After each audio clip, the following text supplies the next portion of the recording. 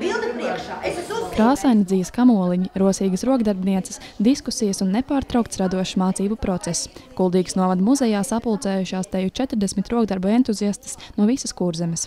Te uz pirmo tamborēšanas plenēru aicināja Kuldīgas novada muzeja rokdarbu kopas Čaupa dalībnieces. Patiesībā tā doma bija tāda, ka mēs vienmēr rādām kaut ko un savācam kopā vadītājs, bet nebija tāda iespēja sanākt kopā tiem, kas grib mācīties tamborēt un kas patiesībā grib iemācīties kaut ko jaunu, jo visi jau ir tamborējoši cilvēki, bet kas grib kaut ko jaunu iemācīties. Un tāpēc mums nobried tā ideja, ka mēs gribam kaut ko tikai tiem cilvēkiem, kas grib tamborēt, lai tā diena ir veltīta tikai tamborēšanai. Kā tamborēt Enterlaku pieredzē dalījās Baiba Pilāne, pērlīšu tamborēšanu mācīja Anita Saulīte, bet divkrāsu krāsaino tamborējumu apgūt palīdzēja Latvijas amatniecības kameras meistara tamborēšanā Ina Valtere. Meitenes nezināja, kā tamborēt adījumu tamborējumā. Ja? Tas bija tas pamats. Ja?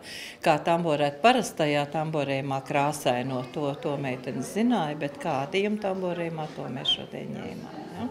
Adījuma tamborējums ir precīzāks. Ja, piemēram, ir jātamborē ziediņš, lapiņa, ja, tad tur tik tiešām arī tam ziediņam tur viss tā iznāk. Ja.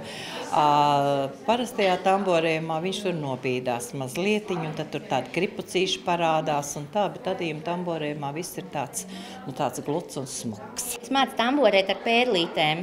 Es domāju, ka tam ar etnogrāfiju ir diezgan tāls sakars, vienkārši tā ir tāda aizraušanās, kas ir nejauši radusies pirms kādiem gadiem 11, un tad viņi tā attīstīsies. Man patīk ar viņām darboties, man patīk aiztikt, man patīk uz viņām skatīties, man patīk krāsas, un tad tas pārējais jau pasakās priekšā, un tad viss notiek.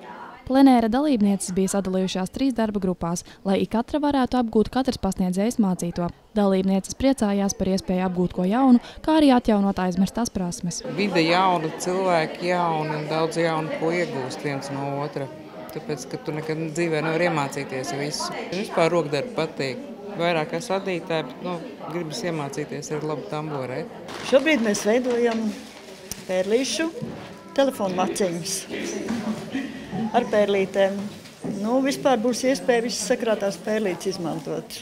Mājās iekrātās, jo te var dažādot ļoti. Es 20 gadu dzīvoju Saldū pēc skolas beigšanas, un tagad dzīvu piespiedu, dzīvot laukos, bet vienalga rokdarbi ir sirdslieta un darbojamies vietējā Rošnieku bibliotēkā. Bibliotēkas paspārnē, un mēs esam 8 kundzītes, kas mēs visādi veidu rokdarbus mācāmies. Vīrs parādīja, ka ir, atsūtīja mani, jo es mājās arī visu laiku tamborēju.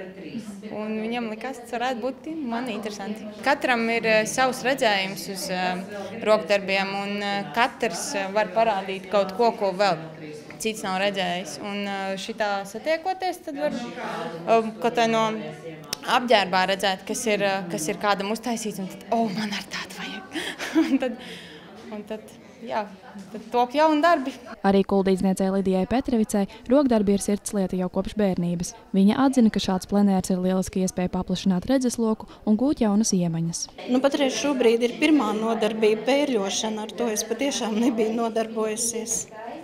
Tā kā kaut kādas zināmas iemaņas ir, bet tomēr tāda vairāk, profesionāla rokdarbnieka padomu ļoti noderīga.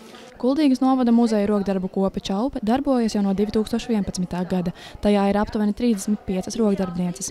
Bez šī tamborēšanas plenēra Čaupa organizē arī starptautisko publiskās adīšanas dienu Kuldīgā, cimdu skolu, Kurzemes rokdarbnieču plenēru, kā arī piedalās akcijā Satiec savu meistaru. Ja arī nākamgad būs rokdarbnieču atsaucība, tad tamborēšanas plenērs varētu kļūt par vienu no Čaupas tradicionālajiem pasākumiem. Baiba Podniece, Alans Perševics, Skrundas televīzija.